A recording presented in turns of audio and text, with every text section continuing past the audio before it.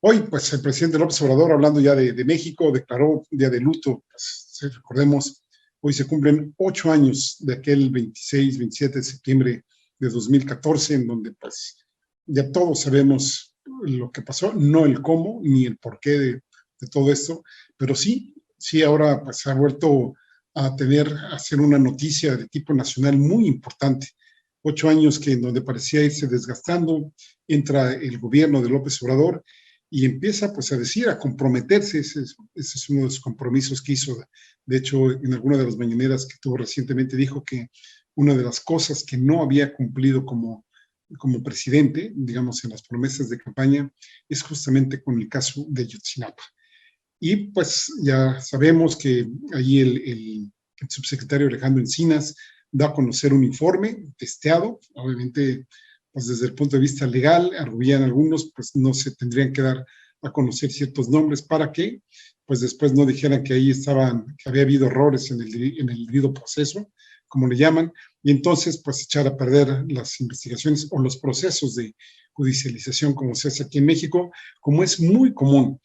También recordemos, hay un juez que por ahí ha estado liberando, pues, a medio mundo de los que estuvieron ahí involucrados. También ya sabemos que hubo casos de tortura en personas que apresaron, que no sabemos si efectivamente participaron o no en estos acontecimientos, pero el hecho de haber sido torturados y por la Convención de Estambul, pues ahí cambian las cosas de manera muy, muy radical. Y luego viene, pues, una columna que hubo el día sábado en el periódico Reforma. Parece ser que también la reprodujo el País, el periódico El País, el de España. Y es una columna que es de una periodista que se llama Penilei Ramírez. Trabaja, me parece, con Carmen Aristegui, y también escribe casi cada sábado, o a lo mejor cada 2 sábados, una columna en el periódico Reforma que se llama Linotipia. Y en esa columna, pues, ya había escrito otra anteriormente, pero esta pues fue, pues, para algunos muy aplaudida, pero para algunos pues fue muy criticada porque pues da a conocer con lujo de detalle una serie de cosas que desde nuestro particular punto de vista no debió haberlas dado a conocer, y no por la cuestión de la censura, ni mucho menos, sino básicamente me refiero a los puntos esenciales que tienen que ver en la forma, de acuerdo a la columna de Penilei Ramírez, en que pues murieron los estudiantes, perdón, los estudiantes de Ayotzinapa. Entonces, como sabemos que no todo el mundo está, pues ahora sí, con suscripción a Reforma, que por cierto, pues muy, muy cara, ¿eh? Son más de 3,000 pesos que le cobran a las personas por suscribirse un año, y eso la suscripción digital, porque pues ya si se incluye ahora sí que la suscripción en papel, pues es un poco más cara. Bueno, por eso lo trajimos a colación, porque es justamente la que ha dado pie a una serie de debates, de discusiones y de análisis. Y usualmente en los programas que hemos estado escuchando o analizado, pues siempre se hace referencia a esta columna, pero pues sí nos gustaría compartir con ustedes qué fue lo que escribió, y que pues, no voy a darle los detalles que Penilei escribe en su columna de cómo murieron los normalistas, porque es muy feo, me parece que es muy antiético. Si ya de por sí los familiares, pues con saber que le mataron a un familiar y que después todavía a 8 años le estén ahí, pues poniendo mucho, no sé, limón en la herida, por decirlo de alguna forma, y pues escribir cómo los mataron, me parece que es una revictimización. Y se dice revictimización porque pues ya una vez fueron víctimas, y después que se sigue escribiendo pues cómo los asesinaron, me parece que ahora sí, y lo digo con todo respeto, un acto de rudeza innecesaria y un acto antiético. Bueno, entonces Penilei Ramírez escribe sobre Ayotzinapa, lo titula su columna Linotipia, Ayotzinapa, el encubrimiento, y nos dice: el casi todos los 43 normalistas que desaparecieron el 26 de septiembre de 2014 fueron asesinados, ahí le quitamos la palabra cómo lo fueron, y enterrados esa misma noche. Los criminales de Guerreros Unidos pensaron en quemarlos, pero eran muchos cadáveres y cambiaron su opinión. Se los repartieron. Cada grupo criminal se deshizo de los restos a su cargo como pudo. Dice, a una de las células criminales le encomendaron, ahí es cuando habla pues, de cómo asesinaron a 10 jóvenes ahí, a uno de esas células, y luego ahí pues describe que no tenía material suficiente. Sí, permítanme omitir este párrafo de Penilei, y luego decir, casi al amanecer, varios encargados de esas células avisaron a sus jefes que el trabajo estaba terminado. Cuando amaneció, 6 jóvenes seguían vivos. Los llevaron a una bodega cercana, los asesinaron días después por órdenes del coronel del ejército José Rodríguez. La decisión de matar a los normalistas se tomó en la noche del 26. Los criminales creían que algunos jóvenes trabajaban con un grupo criminal contrario. Aquí, pues ya la palabra criminal pues anda muy suelta aquí en la columna de Penilei, como para que estarla reproduciendo, pues básicamente, pues así sin ton ni son, ¿no? Dice, el alcalde de Iguala, José Luis Abarca, dijo que no quería a ningún estudiante vivo. Los nacos hicieron enojar a mi papá, dijo que recuperaran la mercancía y que se los chingaran a todos. Dice, nunca vi a mi papá tan molesto, total, me fui a acostar. Eso es lo que escribe Penilei, o no sabemos si está en el informe, yo sinceramente no leí esta parte, donde dice o que esto supuestamente lo escribió la hija de Barca a una amiga, que pues también ya la hija de Barca ha dicho que no escribió tal cosa, pues ahí está en el informe. Continúo con la columna de Penilei. Dice, días después, el escándalo por la desaparición de los estudiantes crecía. Abarca avisó a sus contactos en el ejército que Tomás Herón, enviado por Enrique Peña Nieto, le había propuesto que pidiera licencia y desapareciera. Dijo que le había ofrecido que se declarara autor intelectual del asesinato y que luego lo sacarían del país. A partir del 29 de septiembre comenzó el encubrimiento. En los chats donde antes habían coordinado los asesinatos, criminales, funcionarios y militares hablaban de cómo desenterraban cuerpos para llevarlos al 27 Batallón de Infantería. Allí no entraría nadie. A mediados de noviembre seguían desenterrando y moviendo cuerpos. Han pasado 8 años, sigue escribiendo Penilei. Hace unas semanas, la Comisión para la Verdad y el Acceso a la Justicia del caso Ayotzinapa publicó un informe con su investigación. El informe se divulgó en una versión pública donde está atestada casi toda la narración y los mensajes que se intercambiaban los participantes, sus parejas, sus hijos. Los mensajes muestran el oprobio de aquella noche, las semanas y meses siguientes. Dice Penilei, obtuve una copia de ese informe sin testar. Contiene el relato y las citas que escribí en los primeros párrafos de esta columna. Decidí escribirlo con la misma crudeza como aparece en el documento, con los criminales hablando de los estudiantes como si fueran animales. No lo logré. Los mensajes muestran la deshumanización y violencia de algunos sectores de la sociedad mexicana que deberían obligarnos a reflexionar acerca de lo que hemos hecho mal como país. Déjenme detenerme tantito porque si la periodista Penilei dice que no lo logró, pues imagínense ustedes, ¿no? Cómo, pues ahora sí que cuál sería ahora sí que el estándar que utiliza esta periodista para ello, ¿no? Y luego dice también que pues deberíamos obligarnos a reflexionar acerca de lo que hemos hecho mal como país. Ahí estoy totalmente de acuerdo, pero le agregaría también, acerca también de cómo nos están formando a algunas y algunos periodistas, pues para escribir este tipo de notas que, pues sí, le dan mucho de qué hablar, se pone, digamos, ahora sí que en la cima de los periodistas, no necesariamente en buenos términos, a lo mejor haciendo alusión a aquello de que hablen mal de mí, que hablen, a lo mejor egoísmo, a lo mejor pues ganas de sobresalir, ganas pues ahora sí que de cubrir la nota, de tener ahora sí que la primacía de este tipo de análisis, bueno, si se le puede llamar análisis, o narraciones que son básicamente muy amarillistas y sobre todo, y aquí me insisto, me parece sin pensar en el daño que pudiera ocasionarle a las personas cercanas de los normalistas y por supuesto de las personas que fueron asesinados aquella noche trágica de hace 8 años. Sigo con la columna de Penilei. Dice, el informe dice que la verdad histórica fue una construcción, un invento político. Dice que esa verdad impidió que se investigaran otros hechos que estuvieron siempre en las comunicaciones de los participantes de las horas aberrantes de septiembre. Durante años, la prensa y los activistas se enfocaron en demostrar que los jóvenes no pudieron ser quemados en el basurero de Cocula. Este informe abre una nueva serie de líneas de investigación, sugiere nuevos sitios donde buscar los restos. La comisión cree que Ayotzinapa fue un crimen de Estado. no señala a los militares y funcionarios federales solo por haber sido omisos en proteger a los jóvenes, aunque los vigilaban desde que salieron de la normal de Ayotzinapa. Pide que se investigue si participaron en el homicidio, el ocultamiento y el traslado posterior de sus restos al campo militar días, semanas y meses después de los asesinatos. Y escribe Penilei: la defensa de Cerón me dijo que su cliente nunca habló con Abarca antes de su arresto, no negoció con él ni le ofreció nada. La defensa de Rodríguez ha dicho que es inocente. La fuente que me compartió el documento me dijo que lo hace porque considera que es vital que se investiguen estas nuevas pistas.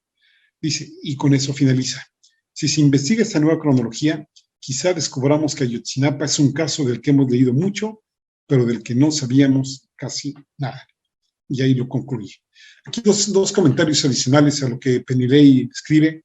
Bueno, por un lado, pues la fuente dice que la fuente que me compartió el documento, que le dijo que lo hace porque considera que es vital que se investiguen estas nuevas pistas. ¿Realmente esa habrá sido la fuente que le compartió el documento? ¿Quién se lo compartió? ¿Quién lo filtró, digamos? Aquí es una interrogante que sería muy importante de saber. Ya el presidente de la mañana habló acerca de este tema. Él se mostró a favor, pues, de que no se ocultara nada. Finalmente, las críticas que ha recibido pues, si se está diciendo que elementos del ejército participaron en este crimen de Ayotzinapa, entonces, ¿cómo es posible que se le estén dando tantas facultades y tanto poder al ejército? Y el presidente, pues, ha contestado que, pues, que los elementos que participaron en ese entonces tendrían que ser juzgados, tendría que haber una limpia en el ejército mexicano y que, pues, él es de la convicción, esto no creo que no lo dijo hoy, pero lo ha dicho en otro momento, pues es mejor sanear este tipo de organismos, en este caso el ejército, y que pues aquí se tendría que juzgar a los individuos. Y a partir de esto, pues obviamente hay muchas cosas que desenmarañar, en este caso que tiene que ver con Ayotzinapa.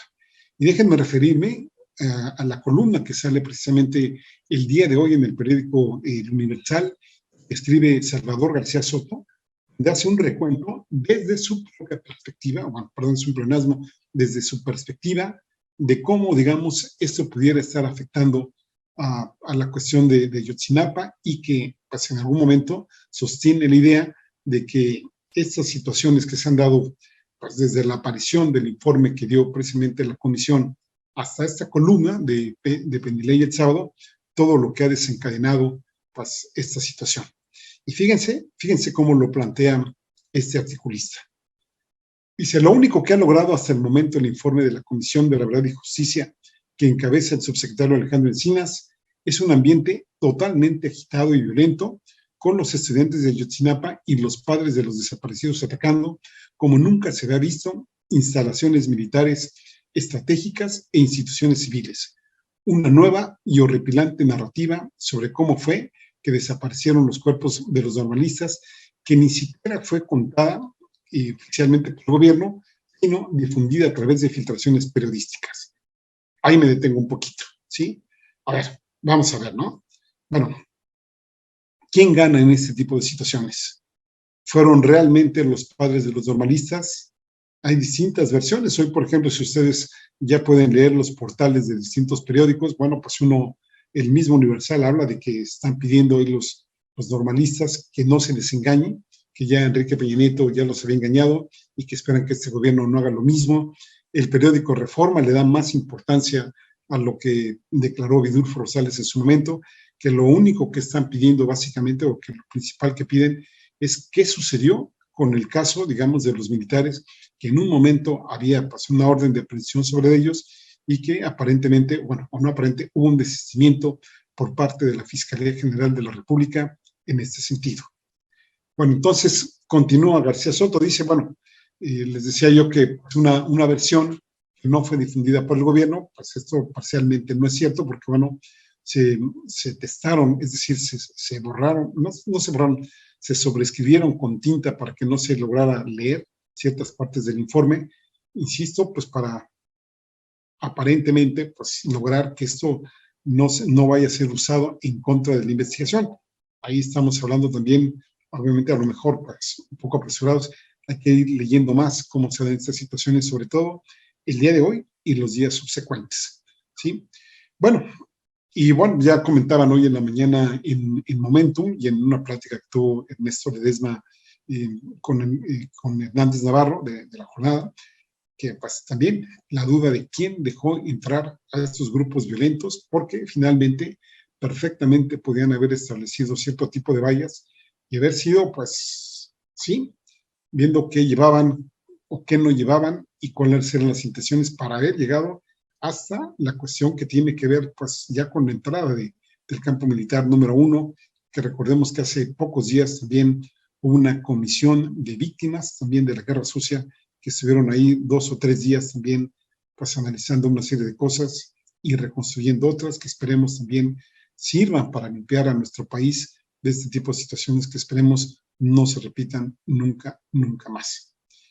Lo central de la columna de Salvador Soto viene en este momento. Dice, y un gobierno dividido, un gobierno federal dividido y confrontado entre los militares enojados que se resisten a ser enjuiciados y acusados por su participación directa en la desaparición de los normalistas y las áreas civiles, que los acusan sin pruebas contundentes y con base en conversaciones y mensajes telefónicos de presuntos criminales. Y dice García Soto, esto pues obviamente lo escribió en la mañana, todavía no se efectuaba la marcha, que tengo entendido empezó a las 4 de la tarde, y dice, lo que sucederá hoy en la Ciudad de México, en las calles de la Ciudad de México, con los padres de los normalistas y los grupos de estudiantes encapuchados y enardecidos que rechazan también la nueva versión del gobierno del presidente López Obrador y que además tienen patente de corso e impunidad para manifestarse de la manera más violenta contra las instituciones, es el mejor termómetro para medir de qué tamaño es el fracaso del presidente y su encargado del caso Ayotzinapa en cumplir su promesa de llegar a la verdad y la justicia en el enredado, turbio y manipulado caso de la desaparición de los normalistas.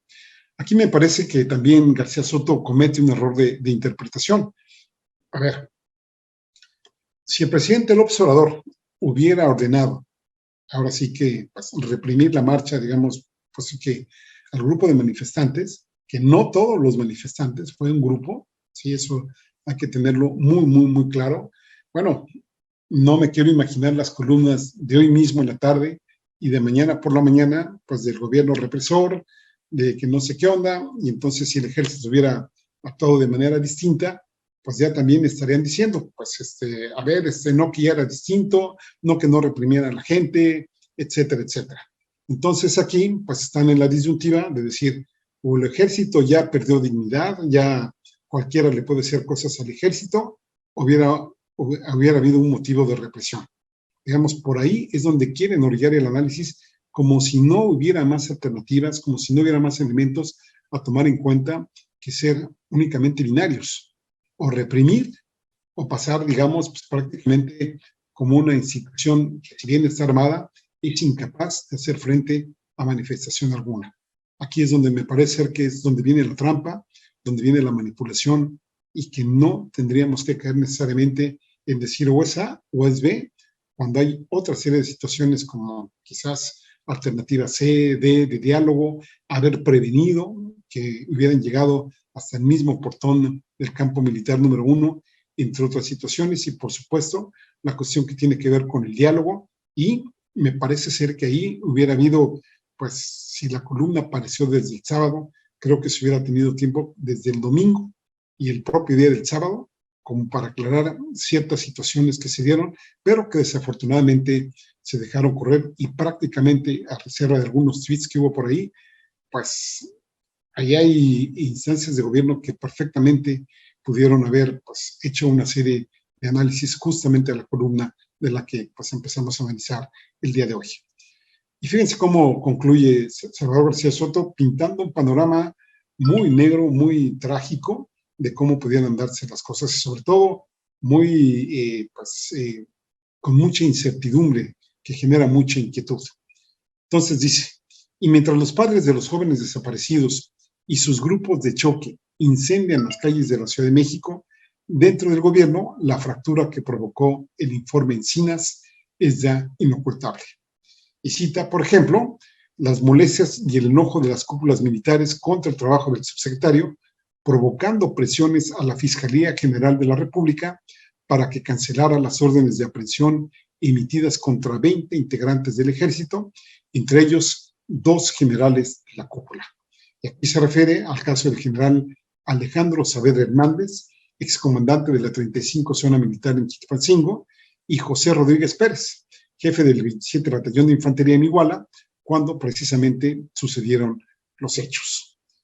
Y bueno, pues, ¿qué tendría que decir el fiscal, la Fiscalía General de la República?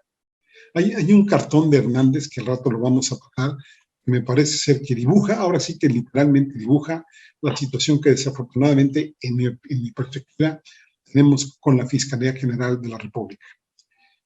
Sigue García Soto diciendo: el sábado pasado, la revista Proceso confirmó en su edición la cancelación de 21 órdenes de aprehensión a solicitud de la Fiscalía General de la República que otorgó el juez federal Enrique Beltrán Santés, del Juzgado de Distrito de Procesos Penales en el Estado de México, quien prácticamente, ojo, esto habría que subrayarlo, quien prácticamente exoneró al coronel Rafael Hernández Nieto, jefe del Batallón de Infantería 41 y coordinador del programa Guerrero Seguro, además de 12 soldados de tropa que acompañaban al capitán José Martínez Crespo en los patrullajes nocturnos del 26 de septiembre de 2014 y que habrían amenazado a estudiantes normalistas que se refugiaron en el Hospital Cristina, además de 3 militares adscritos al C4 en aquella fecha: el teniente Joel Galvez Santos, Ezequiel Carreras Rifas y Felipe González Cano.